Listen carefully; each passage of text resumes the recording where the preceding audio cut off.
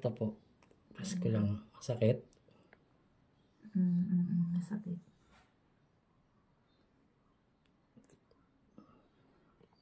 So, yan.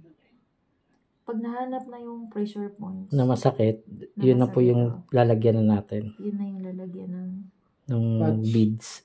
Ear beads natin. Ito yung patch. May tapos yung bato na yan itatapat dyan sa part na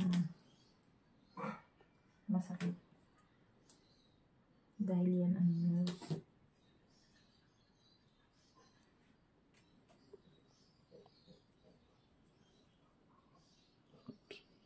Yan. Sakit.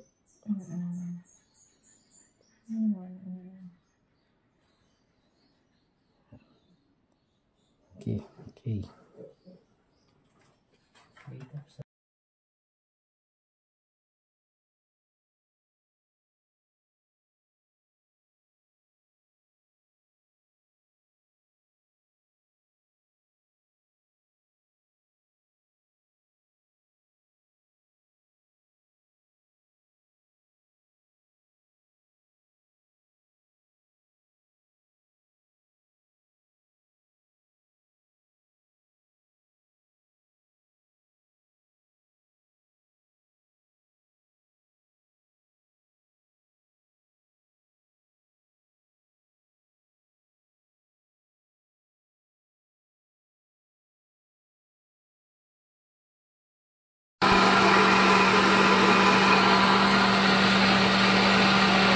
Na-survive mo?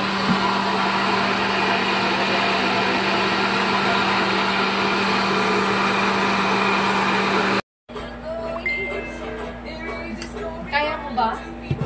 Parang pang angin. Iwi!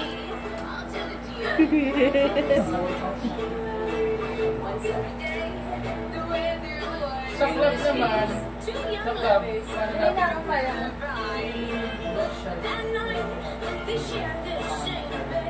Ang mangyayari mo. Kaya mo? Pag-popsicle yun eh. Para masocialize ka.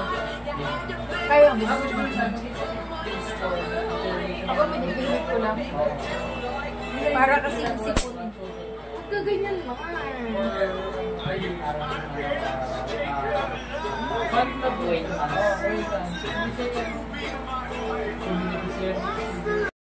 Guys, nakahal mo kasi yung music mo. Ako na magte-take over sa vlog ni Mama kasi mas marami ako, ako magkwento. So, kasi nandito si ate like last week. Upusin mo agad yan. Kwento with mango shake. Kasi bibili lang kami, so hindi na ako doon sa LR. Tapos like chicken sandwich. And it's very delicious. Like, very, very delicious. Yung lagi ko in-order is yung salted egg. Tapos kami ni ate yung last nag-order, like 2 weeks ago. Tapos nung dumating sa amin, may naka-separate doon na foil na puro chicken. Para siyang chicken nuggets. Tira-tira yun. Kaya nga, pero binigay sa amin chicken. Tapos libre lang. Tapos ang dami. Siguro mga 8 pieces yun. Ganun kami kamahal nila. Tapos usually yung burger, ganito kalaki yung chicken, no? Tapos Wala na daw pansit. Ito yung bun. Tapos ito yung chicken. Very delicious.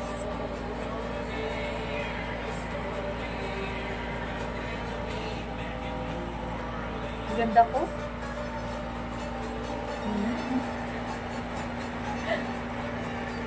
Ang pangit ng light. Ewi! Why is there blue? Wala nang fansits. Yes, ito meron. 2 hours na.